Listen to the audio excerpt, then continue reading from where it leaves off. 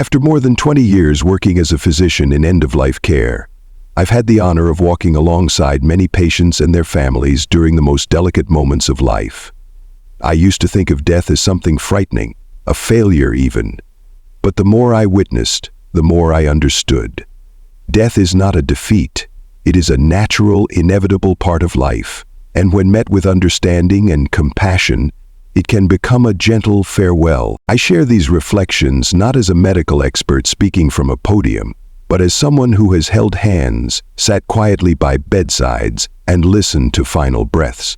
If you are caring for a loved one who is approaching the end, or simply seeking to understand what this stage may look like, I hope what I'm about to share will help bring you clarity, calm, and a deeper sense of peace as you walk this path with them. One of the first changes I often notice in patients nearing the end of life is a gradual decrease in appetite, first food, then even fluids. For many families, this is one of the most difficult things to witness. It's natural to want to help, to offer their favorite dishes, or to consider supplements and IV nutrition. I've sat with many sons, daughters, spouses who say, "But they need to eat to stay strong," or "Let's just try a little more, what harm can it do?" I understand this instinct deeply. Eating is such a core part of how we show love, how we care. When someone stops eating, it feels like they're slipping away faster, and we want to hold on. But over the years, I've come to gently explain that, at this stage, the body no longer processes food in the same way. The digestive system requires energy, and for someone who is dying, every bit of energy is being conserved for vital functions. The heart, the brain, the lungs. Digestion becomes a burden, not a source of strength. Food can cause discomfort, nausea, or even pain. I sometimes ask families to think about how they feel after an intense workout, when the body is exhausted and queasy, and even a small meal feels overwhelming.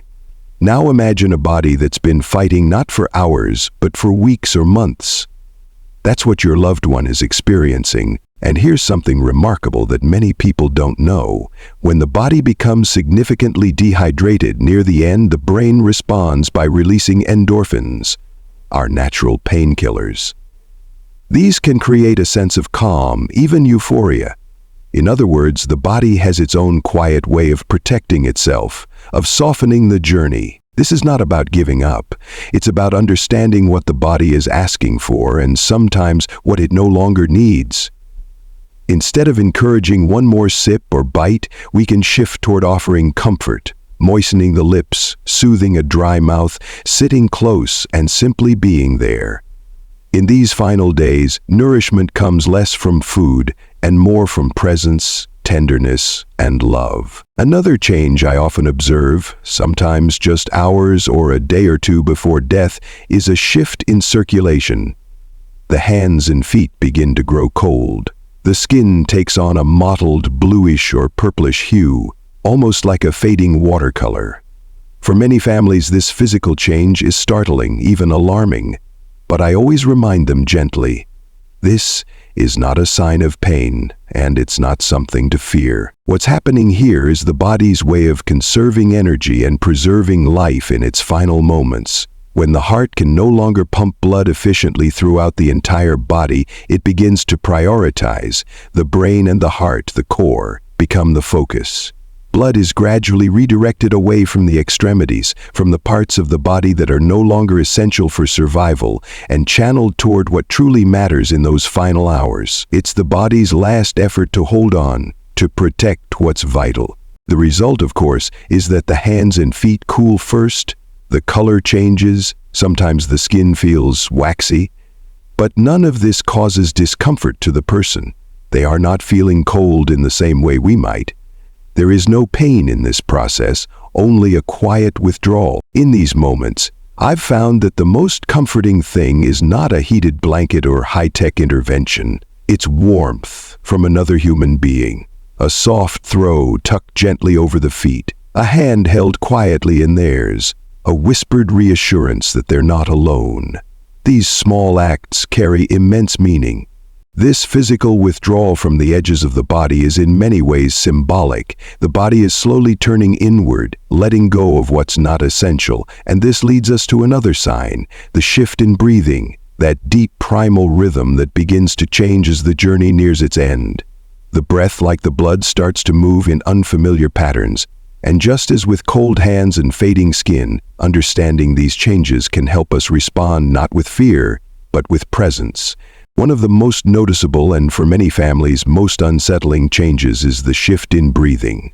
It often doesn't happen all at once. It begins gradually, a subtle irregularity here and there.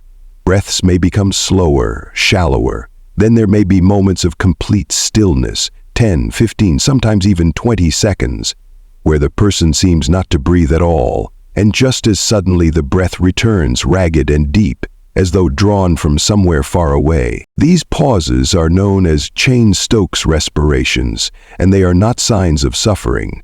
They are part of the natural progression of the body shutting down.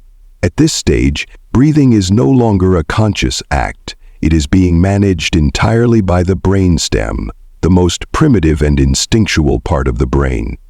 There is no panic in these pauses, no gasping for air. The person is not struggling, though to those watching it can feel that way. And then there is the sound, a gurgling, rattling noise that often emerges with each breath. We call it the death rattle, a term that sounds more ominous than it truly is.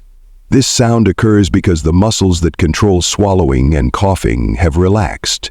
Saliva and secretions begin to collect in the back of the throat, and with each breath, air passes through them, creating that distinctive noise. It can be haunting the first time you hear it, especially in the stillness of a quiet room. But let me reassure you, the person is not aware of it. They are not bothered by it. By the time these changes appear, they are often in a state of deep unconsciousness, perhaps even a coma. They are not hearing the sounds, not feeling the sensation. We, the ones witnessing, are the ones who hear and feel.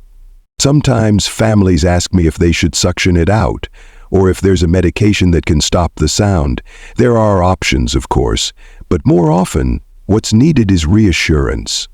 Reassurance that what they're hearing is not a sign of distress, but a sign that the body is preparing to let go. And this letting go continues beyond the breath.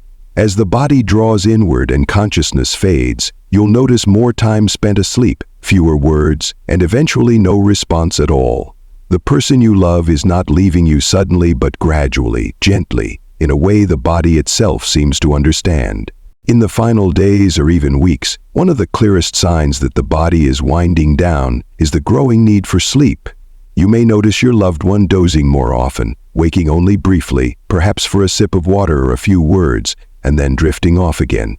Eventually, those brief awakenings fade, and what was once sleep becomes something deeper, quieter. They stop responding. Their eyes may remain closed, their breathing continues, but there are no more words, no more gestures.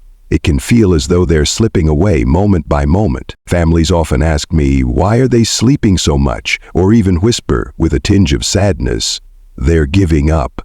But the truth is far more tender and complex than that. This is not surrender in a hopeless sense. It's the body's wisdom at work. Every ounce of energy is being preserved for what is essential. Every system slowing, simplifying, narrowing its focus. What may look like withdrawal is actually a kind of conservation, a turning inward that allows the person to cross this final threshold with as little struggle as possible. Sleep at this point is not an absence. It is not something to be feared. It is part of a natural protective process. I've often thought of it like the dimming of lights at the end of a long day. The world grows quieter, softer, and in that quiet, the body finds a kind of peace. There is, however, a shift that comes eventually, from sleep to unconsciousness. It's subtle, and you may not notice exactly when it happens. One moment they seem simply at rest. The next, there's no response to voice, to touch, but this transition is usually gentle. There's no struggle, no pain, just a deepening stillness. And even in that stillness, your presence matters. I've seen patients, long, unresponsive, relax visibly at the sound of a familiar voice. I've watched heart rates slow with a whispered, "I love you," or a favorite song played softly in the room. Though they may not be able to speak or respond, something in them often still recognizes love. the connection remains. And in that place between presence and parting comes the final stage, a loosening of control, a final surrender of the physical body. You may notice one last, very human sign that the body is letting go, the release of muscle tension, the final relaxation, and with it, sometimes, the body's last physical gesture before goodbye.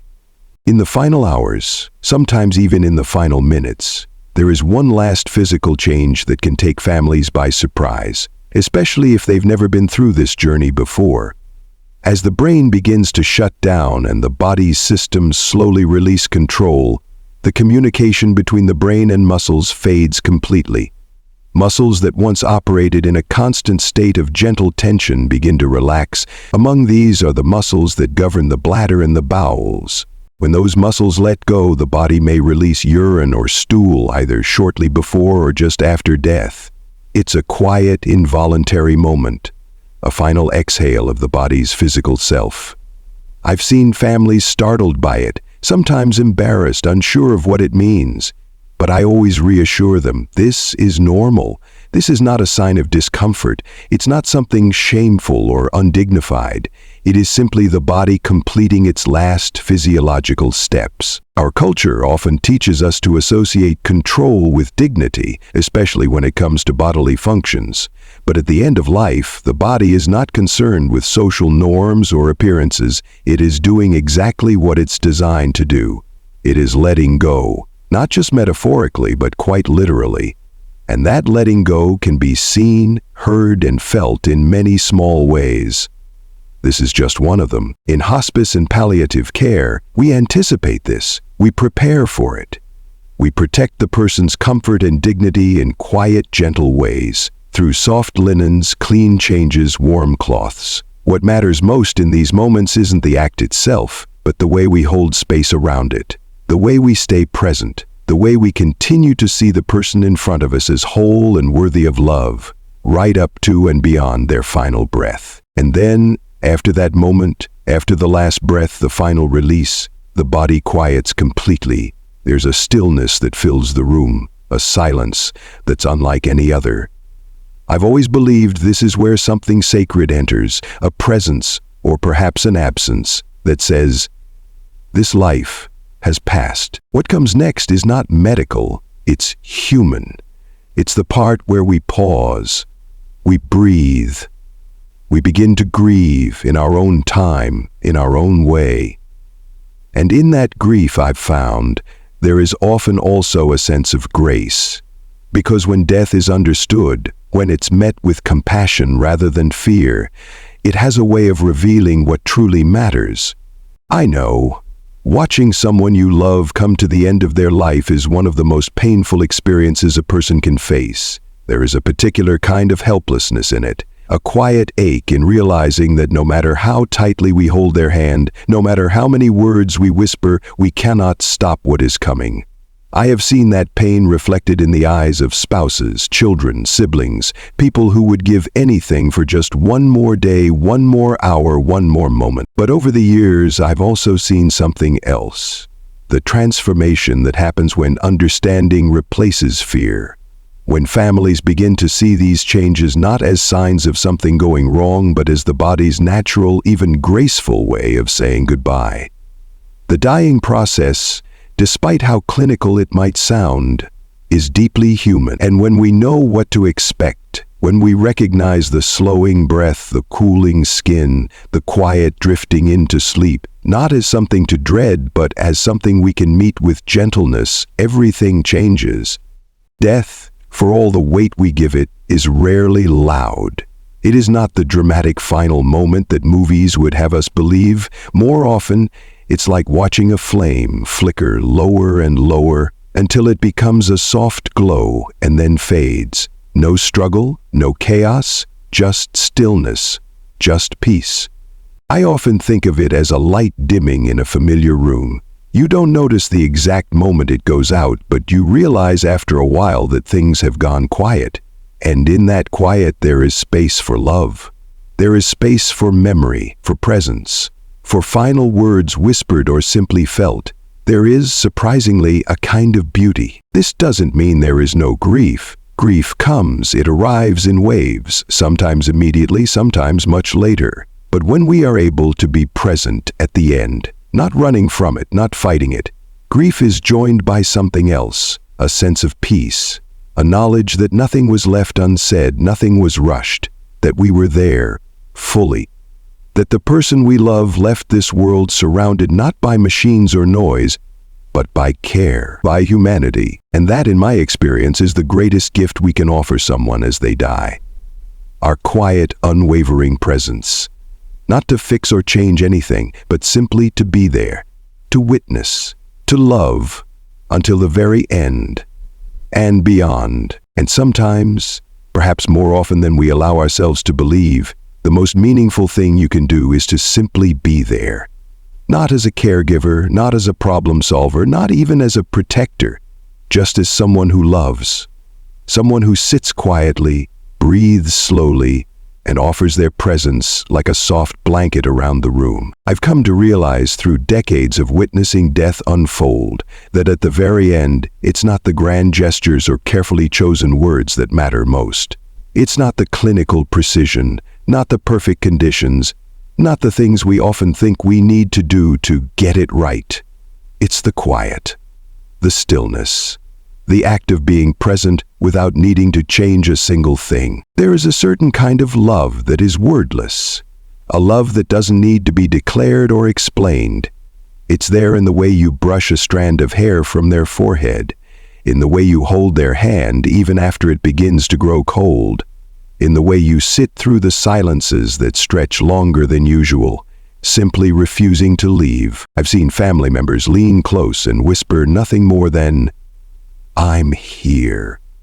And I've watched the subtle relaxation in the patient's face, as if those two words were enough to allow something inside them to settle, to soften, to surrender. The truth is, when the body nears the end, it lets go of control. And as companions in that process, we're invited to do the same. Let go of the idea that we have to fix anything. Let go of the fear that we're not doing enough. Let go of the need for the moment to be perfect. I often tell families this is not a moment to perform, it is a moment to be. And that being, with all its silence, awkwardness, emotion, and imperfection, is profoundly beautiful. You might hold their hand and cry. You might sit in total stillness. You might close your eyes and breathe beside them, letting the rhythm of your body meet theirs. That's enough. That's more than enough. What dying people need most is not a miracle. It's not eloquence. It's not strength. It's connection. It's to know that they are not alone. That even as they leave this world, there is someone still anchoring them to love. And when the final breath comes, and it will, gently, like the last note of a lullaby, what remains is the sacred silence that fills the room. A silence that doesn't ask anything of you, a silence that simply witnesses the truth that love was here, that love is still here, and that love will carry on even now. So as I bring this reflection to a close, I want to say this to you. Whether you're sitting at a bedside today or holding the memory of someone you've lost, you don't have to do everything. You only have to be there, with your presence, with your tenderness, with your truth. And in doing that, you're giving one of the greatest gifts a person can receive as they leave this world, the comfort of being seen, being held, and being deeply loved just as they are until the very end. That, in all my years as a doctor, is the most powerful medicine I've ever known.